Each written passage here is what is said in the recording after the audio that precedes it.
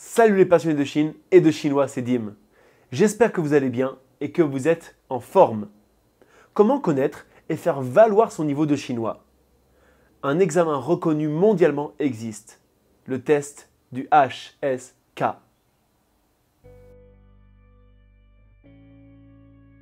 Si on veut progresser en chinois, ou d'ailleurs dans tout autre domaine, il est important de connaître son niveau à un instant T en ayant des points de référence.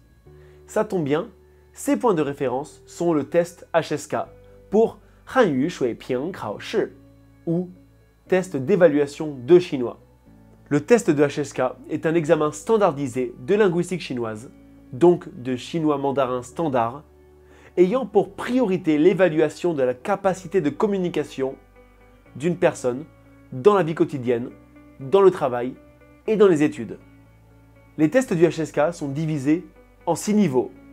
Du premier, le plus facile, correspondant au niveau A1 international, jusqu'au niveau 6, le plus difficile, correspondant au niveau C2. Il y a donc 6 examens indépendants selon le niveau que l'on souhaite passer. Je tiens quand même à préciser que les examens sont indépendants, c'est-à-dire que je pourrais, si j'ai l'envie, passer un HSK 5 sans jamais avoir passé aucun des HSK auparavant. Pour valider un test de HSK, il faut obtenir en tout au moins 60% des points. Il est important de noter que la validité de l'examen, ou du moins du diplôme, est de 2 ans à compter de la date de composition de l'examen. Si l'on souhaite étudier dans une université chinoise, un master ou une licence, un HSK 4 minimum sera généralement demandé. À partir d'un HSK 4, on est considéré comme ayant un niveau courant de chinois. Le HSK 4 est aussi comme un niveau pivot, un niveau clé pour beaucoup d'entreprises et d'institutions et même d'universités. On peut donc considérer qu'à partir de ce niveau 4, on a un bon niveau de chinois. Pour toutes les personnes intéressées de passer un test de HSK, je vous mets le lien du site internet sur lequel il faut aller et s'inscrire à l'écran et évidemment en description. Tout d'abord, les niveaux de HSK peuvent être divisés en 2 catégories majeures. La première catégorie est composée du HSK 1 et 2, car ils ont la même structure d'examen. Comme on peut le voir, ils sont composés de 2 parties distinctes. La partie écoute sur 100 points et la partie lecture sur 100 points avec un total de 200 points. Il faut obtenir un minimum de 120 points ou 60% pour valider le HSK 1 ou le HSK 2. La deuxième catégorie est constituée des HSK 3, 4, 5 et 6 qui, en plus d'avoir une partie écoute, lecture, a aussi une partie d'écriture, une partie écrit sur 100 points elle aussi, ce qui fait un total de 300 points et donc un minimum de 180 points à avoir pour valider le test. On va maintenant détailler un peu plus le HSK en prenant pour exemple le HSK 4 car comme on vient de le voir, c'est un niveau important à avoir pour étudier en Chine. Regardons de plus près la structure de l'examen qui dure à peu près 100 minutes. Au sein même de la partie écoute, lecture et écrit, on retrouve des sous-catégories, des sous-groupes avec des types de questions différentes. Commençons par la partie audio, qui d'ailleurs se déroule toujours en premier. On écoute d'abord l'audio, puis on répond aux questions posées. Évidemment, entre chaque question, on a un petit temps pour choisir la bonne réponse.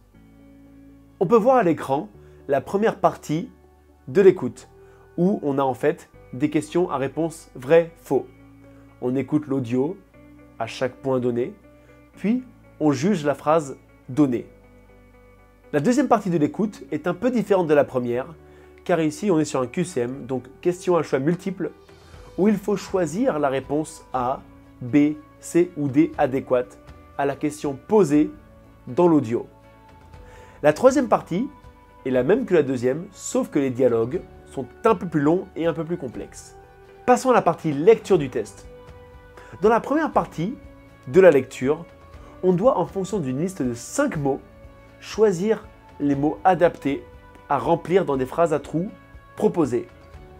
La deuxième partie est un choix multiple à répondre tout simplement en fonction du paragraphe écrit. La dernière partie de la lecture est un groupe de 3 fragments de phrases à remettre en ordre pour obtenir une phrase juste, comme on peut le voir dans l'exemple. Maintenant l'écrit. La première partie de l'écrit est une construction de phrases à faire à partir de mots mis dans le désordre.